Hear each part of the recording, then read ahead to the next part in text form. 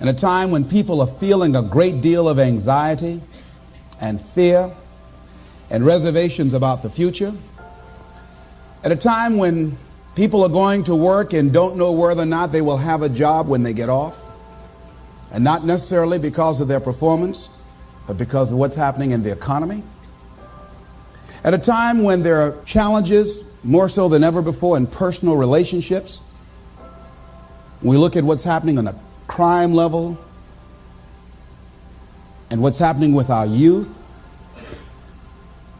that many times I'm sure that we've all taken time just to stop and reflect. Many times when we hear what's happening in the news or read the newspapers, where's all of this leading to? What's going on here? And so I think that now more than ever, we must begin to look at what are the things that we can do that would put us on some firm footing in life, that will enable us to do some things and use some powers that we have, that many of us go through life never ever discovering that we have those things going for us. And part of that, I believe, is knowing what it is your life worth. What is it that gives your life a sense of meaning and purpose? Because once you find that, it puts you in your power place. See, if you know what your life work is, I encourage you to start working on it. If you can't do it all at one time, do just a little bit of it. And if you don't know what it is that you showed up to do, if you don't know why you're here, I encourage you to find out what your purpose is here. What is the meaning of your life? What will be different? Have you ever asked yourself that question? I've done that. I remember coming from a friend of mine's funeral, and I was reflecting on how much time I had left. And I went for a walk in a park thinking about this guy whose life was so promising. And I mean, he wasn't an old guy. He was quite young, in fact. And I thought about all of the things that he said he was going to do, and he never got a chance to do those things. And I started thinking about my own life and how much time I had left to do the things that I would like to do. And at that time, I wasn't sure what my life purpose was, what my life's work was. I wasn't sure about it at that time. And I thought about it quite a lot. I had some idea, but I wasn't convinced, and I don't think I felt worthy. I didn't believe that it could be me to do this kind of work that I'm doing right now. And I say to you that if you begin to take a conscious effort to find out what it is that you're supposed to do, I say that it can literally save your life. I said that it can literally save your life. I was telling a group of people of a study that was conducted. Dr. Larry Darcy, who wrote a book called Recovering the Soul, he said, human beings are the only living species that has achieved the dubious distinction of dying or having a stroke or a heart attack on a certain day. If you ask most people, what would you say the primary cause of why people will have a heart attack or stroke? Many people will say, well, because they smoke cigarettes, or because of high cholesterol, or because of stress, or because of obesity. And all of those things are contributing factors. But ladies and gentlemen, more heart attacks take place in this country on Monday morning between 8 and 9 a.m. That's when the majority of people who have their first heart attacks have them. 85% of the American public, according to recent studies, are going to jobs that they hate, working on jobs that do not challenge them. They get sick thinking about going. Migraine headaches after the Sunday afternoon football game or 60 minutes, the anxiety began to build. And come Monday morning, they drop dead of a broken heart. Some of you ought to think about not going to work on Monday.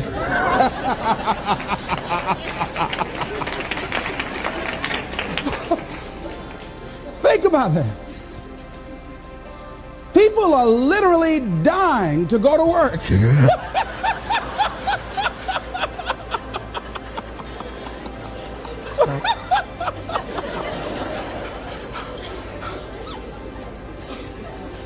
Because, see, when you go to a job and you already know how far you can go, you can already see that proverbial glass ceiling.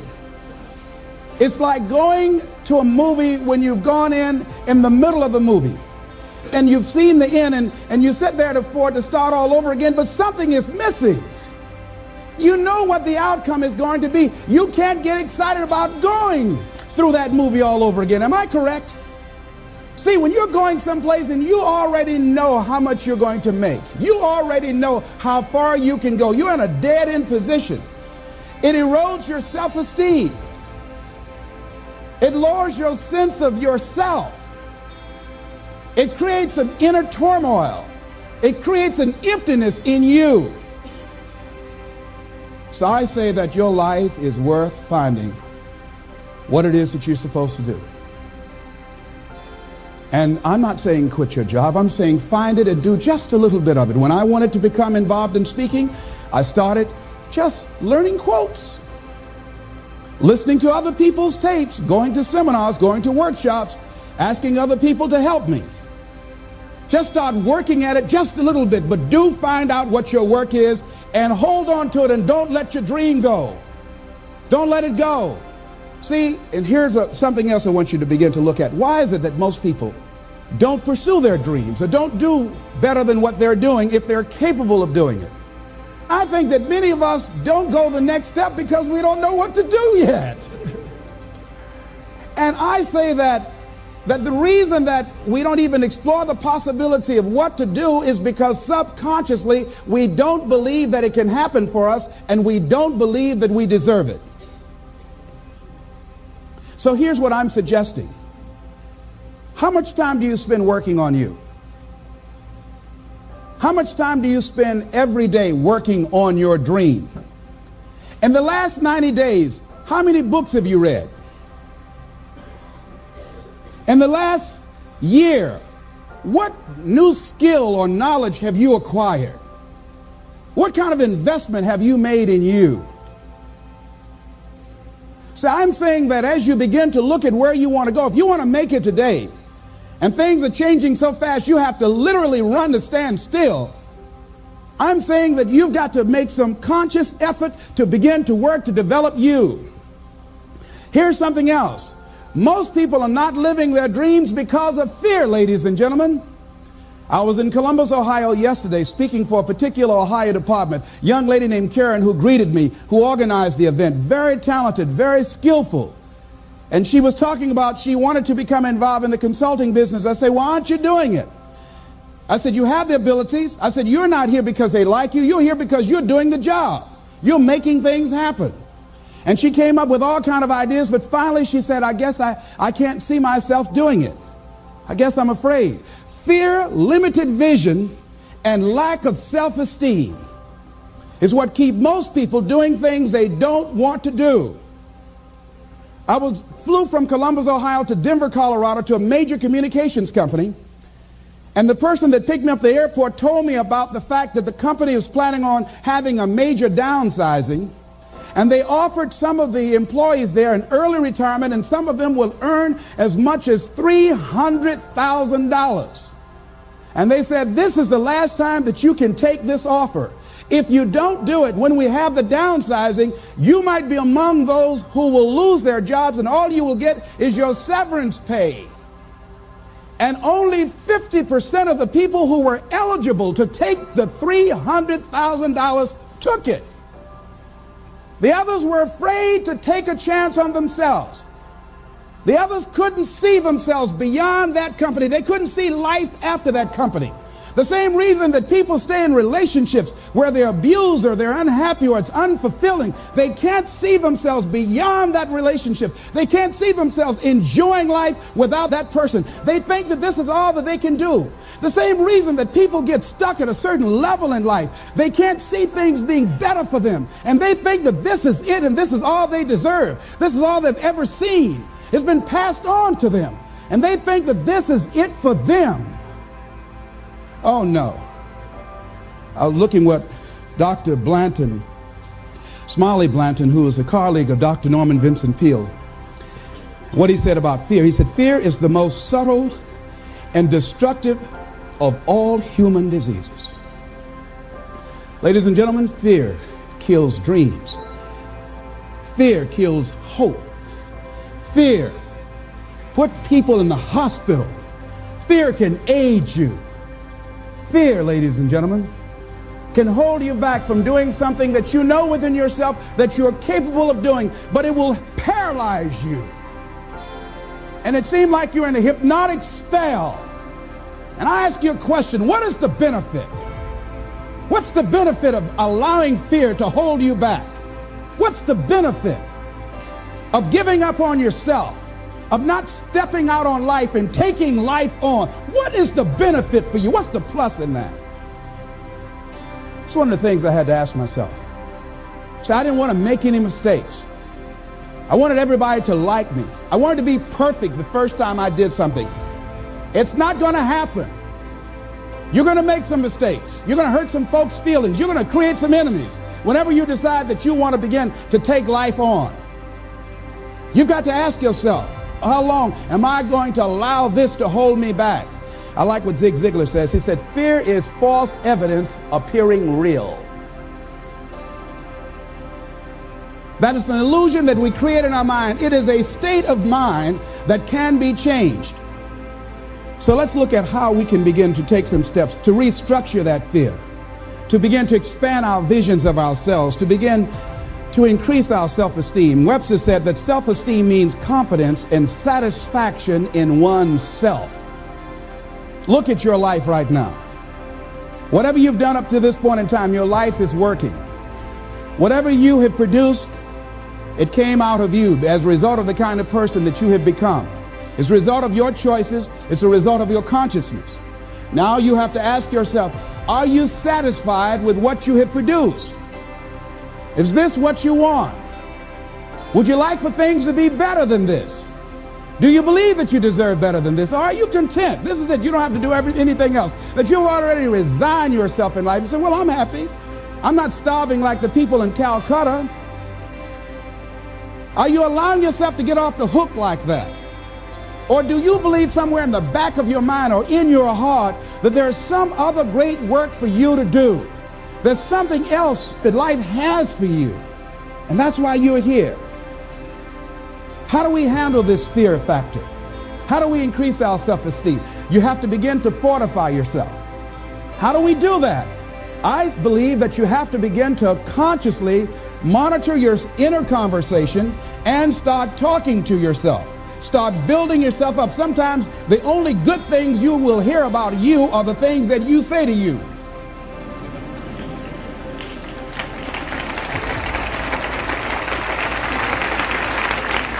Young lady that was in the audience this afternoon said to me, I told myself yesterday for the first time, I'm proud of me. And she said, I felt good about that. So I'm saying learn to be your own booster. Start building yourself up. Start encouraging yourself. Start saying, I can do this. I can make this happen. When I started thinking about becoming a speaker, I said, yes, I can do this. I can make this happen. When I start trying to convince myself I can be a businessman after flopping and failing and losing thousands of dollars and feeling stupid and dumb and having people take advantage of me because of what I didn't know, I had to talk to myself because people were saying to me that I was dumb. And somewhere in the back of my mind, I was saying, you're right. Look at what I've done. I had to say, no, Les. Hey, come on, man. Get yourself together. You can handle this. You just haven't figured it out yet. It's all right. This is your training period. This is the tuition you have to pay for what you don't know. You can do this. Other people have done it. It doesn't take an Einstein. Get you some people that can teach you some stuff that you don't know. Get you some people that have done it successfully and learn from them. Take some seminars, workshops, read some books on how to manage a business. Change the way you see yourself and begin to tend to the personal details. Understand that nobody's going to take care of your business better than you. And when I start changing that kind of mindset of beating myself up because of my mistakes and start looking at the possibility of my doing better, of my making the adjustment that would enable me to do what I want to do successfully, things begin to change. And I'm saying, stop beating up on yourself. You do it. I know you do it. I've done it. It's a natural inclination for us to put ourselves down. See, we are born negative, I think, in a negative consciousness because we live in a negative world. See, you don't have to teach children to lie. They'll lie automatically. Did you wet in your pants? No, I did not. Well, what is that? I don't know. You don't have to encourage kids to misbehave. They will do it by themselves. You don't have to encourage them to do the wrong thing. They will do it automatically. You have to correct their behavior. So I'm saying that we have to work through the challenges of life in learning how to begin to work to fortify ourselves. Repeat after me, please. I can live my dream. I can find my purpose in life. And live my purpose. I deserve more from myself. I deserve more from life. Shake somebody's hand on your right and left and say, you deserve more from life too.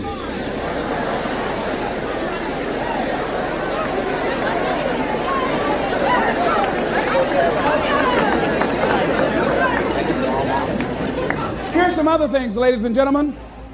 Begin to guard your mind against negative programming, like turn off the television. Don't watch the news. Don't watch it. I think that more people have a sense of hopelessness and anxiety about life. If you look at the news, you cannot feel good looking at the news. You'll be scared to death. You're scared to go to sleep. I mean, it turns your power down. You've got to be conscious of that. Don't pick up the newspaper and read it. No. Just try this. Just experiment with yourself. Now, if your job depends upon you knowing certain things, let somebody tell you just about those things. But start filtering the stuff you allow to come in your mind. You know that song you used to have? Say, don't let nobody bring you no bad news. I tell my staff, look here, don't tell me any bad news while I'm on the road. Let me handle it tomorrow. I don't like anybody to tell me any bad news at night before I go to sleep. I can't do anything about it anyhow. Why let me go to sleep with that on my consciousness? No, and my staff, they know that. Say, let it wait till tomorrow. And I have a period of time. Tell me bad news between 10 o'clock and 12 noon. After I prayed and meditated and read my books, I'm fortified, I'm ready to handle it. I deal with it, and then I'm out of there, and I'm going on to something else. So you've got to guard the kinds of things that you put in your mind. See, if you don't program your mind will be programmed, because human beings are goal-oriented. That's why we die of broken hearts early. That's why we're running through life to early graves. We're going through life, ladies and gentlemen, and I think that Henry David Thoreau said that most men live in quiet desperation. Most of us go through life running scared.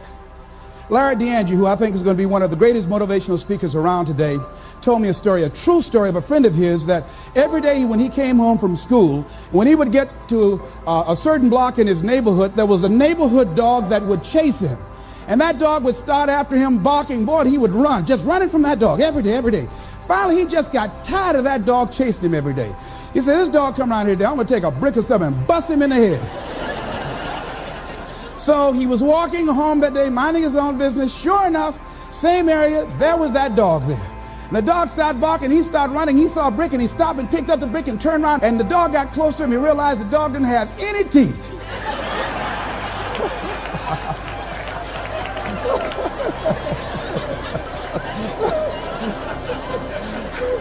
He said he put the brick down, he said, get on out my way. And ladies and gentlemen, all our lives, many of us go through life running from things that ain't got no teeth to do us any harm.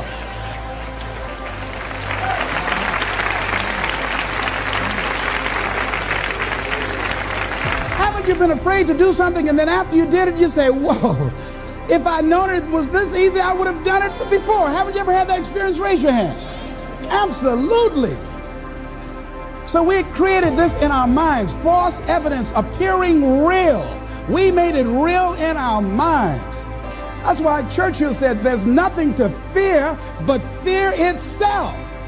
That's the destructive monster. So turn off things that can contribute to your fear.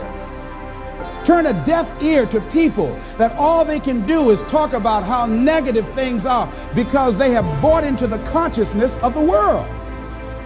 Start attending workshops, seminars, listening to tapes on a daily basis to begin to recondition your mind, to retrain your thinking. Faith comes by what?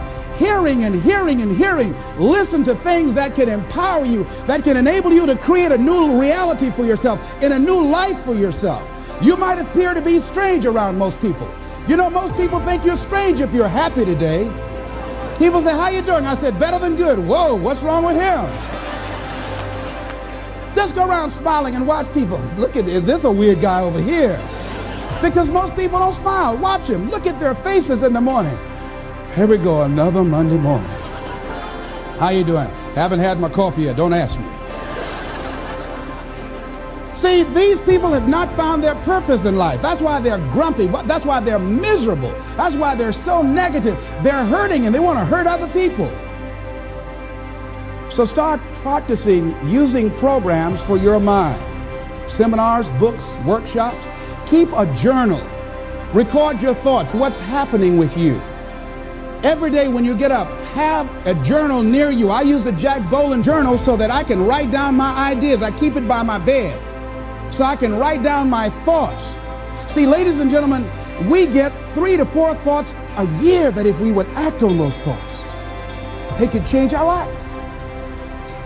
Don't say, well, I'll remember that. No, write that thought down. I got a thought today I wrote down. A friend of mine is in the hospital. His morale is low. They're talking about amputating his foot. He's got to feel very bad. So I said, you know, I'm not only am I going to see him, but I can't be there with him all the time. I said, I'm going to create a tape for him that he can listen to that will heighten his level of morale. We told him the other night, don't go to surgery. You are depressed. Your energy level is down. No, tell him not now. Don't do it now. In fact, most doctors who have any sense of awareness don't perform surgery on patients that are in a state of fear, that don't think they will make it. They wait till they're in a different state of mind. So I said, what about making tapes for people that are facing physical challenges? I said, that's a good idea. All right?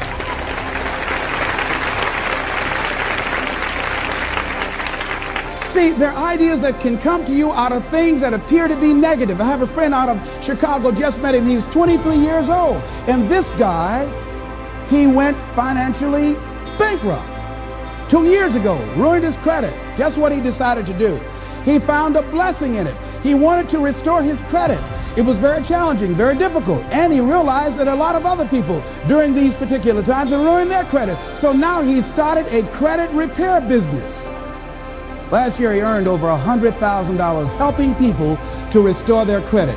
I met a young lady who attends this church, that she was at her father's funeral and she was putting flowers on her father's grave, and she looked around and saw the other grave sites.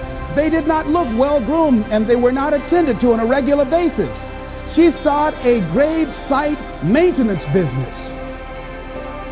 Out of that tragedy, something positive has come out of it. And now she's earning more money doing that than on her present job. What idea are you setting on? Write your ideas down. And then, once you get that idea, take the leap. Hello? Take the leap. See, a lot of people get the ideas and just walk around with them. Have you ever had an idea and all of a sudden you looked around and somebody had that idea and gone with it? Think you're going to be going with my hospital idea. Forget that, buddy. We will be out there together, Jack. Take the leap. See, it's out here in the universe. If you don't take the plunge, I guarantee you, somebody else will. Take the plunge. Go into action. And ladies and gentlemen, you will be surprised at how things will come together. You'll be surprised. Now, you're going to have some difficult challenges. I can tell you that now. Be aware of that. Things are not going to work out exactly right. For a time they will, sometimes. And that's when life is just playing a game with you. I want you to feel good and relax. And then after a while, say, okay, the honeymoon's over now. And then life will come over there and slap you side the head. Say, what you doing out here? Well, this is my dream life. Is that right? Come over here a minute. Oh, you went to the seminar, huh? Come here. I can tell you that. But ladies and gentlemen, go into action with your dream. And don't avoid where the fights are. Get in the midst of the fight. And get some hickeys on your head. Get knocked down so you can learn how to fight, so you can hold your position. See, most people don't get out in the arena of life because they don't want to fight. Most people don't get out there because they don't want to get knocked down. They don't want to be dropped to their knees. But see, you're going to be dropped whether you're on the field or whether or not you're sitting on the sidelines. You're going to be dropped. So at least get dropped for something. Don't get knocked down while you're sitting down. See, that's how most people are spectators in life. You don't want to be a spectator. You want to get out in the field where the action is, and you will be amazed. After the struggle, there will be a calm period, and things will begin to click for you. Come out here with what you got. You don't have enough money? Don't worry about it. You got the dream. You got the idea. You don't have enough resources? Don't worry about it. You need some help? Don't worry about it. You get out here in the arena, someone will look at you and become inspired and say, hey, can I help you? But if you're sitting up on the bleachers, nobody's going to ask you anything.